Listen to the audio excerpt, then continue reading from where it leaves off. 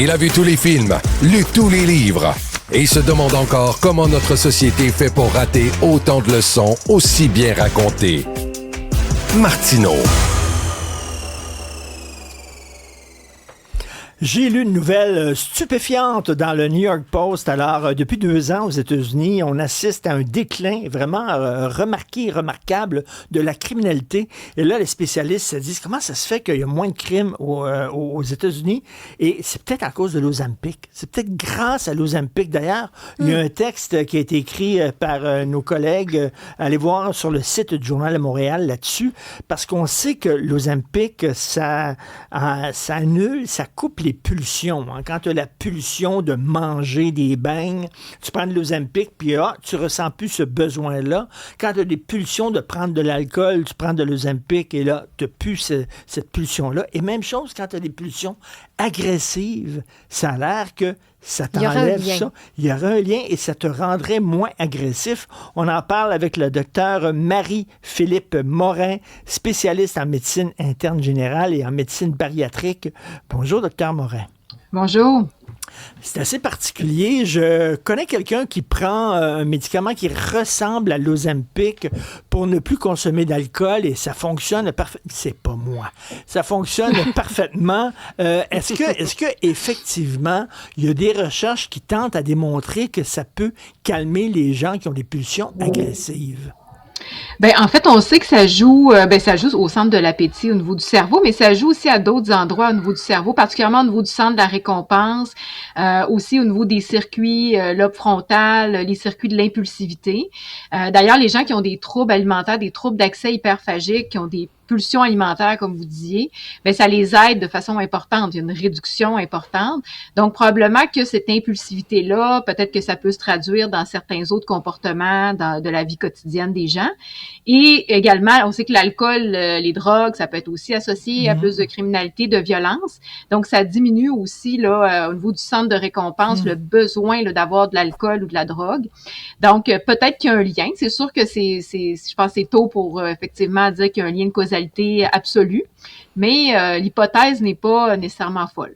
Mais c'est fou, c'est comme un genre de médicament miracle, cette affaire-là. Oui, effectivement, il y a plusieurs vertus.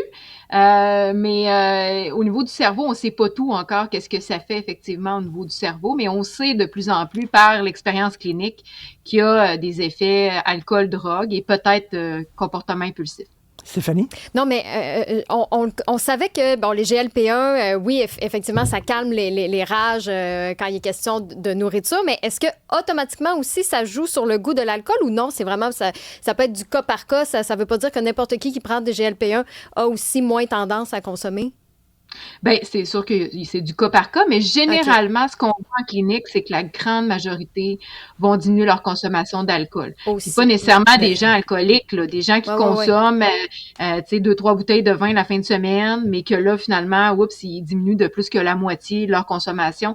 Pas parce que nécessairement ils sont pleins ou que l'estomac, ça rentre plus, mais vraiment parce qu'ils ont plus le goût de ça, là. Il y a plus de pensée intrusive au niveau des aliments sucrés, de l'alcool ou de tout ce qui rend addictif un peu, finalement. Mais justement, est-ce que ça peut régler aussi des différents problèmes d'addiction au jeu, à la surconsommation, au sexe, etc.?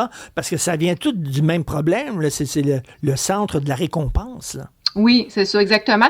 C'est décrit dans la littérature. Alcool, drogue, ça, c'est un peu mieux décrit. Les autres comportements que vous avez mentionnés, c'est un peu moins décrit dans la littérature, mais il y a des rapports de cas.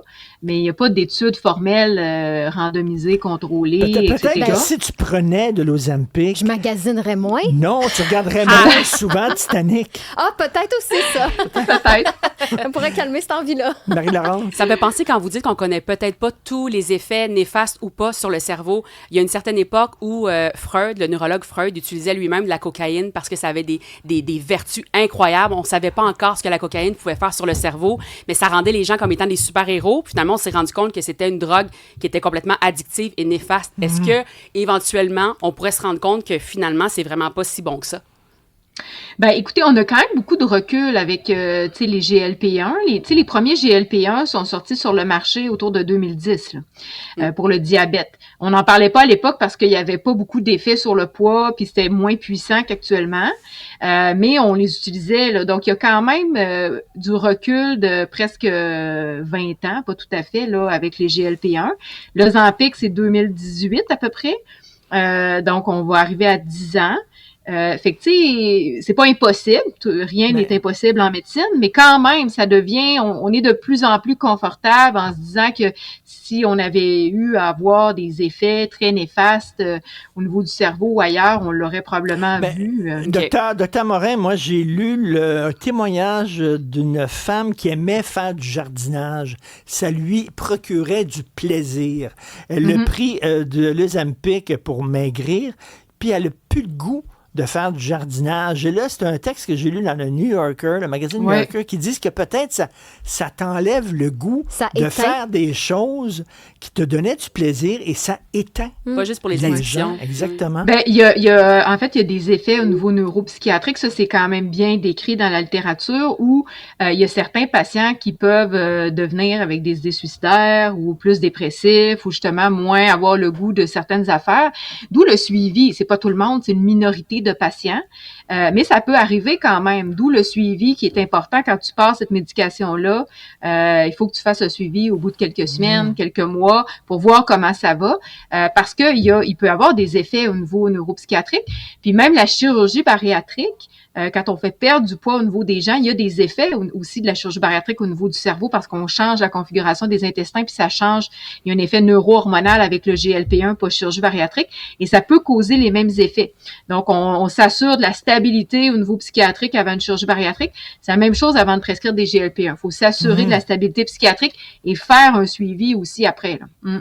Hormis la stabilité psychiatrique, justement, c'est quoi? C'est pour qui exactement ce type de médicament-là? Parce que je pense que ça peut tellement être facile. Surtout là, c'est comme si on en faisait un peu la promotion, mais vous conseillez pas évidemment à tout le monde de se garrocher, pardonnez-moi l'expression, sur ce type de médicament-là. Non.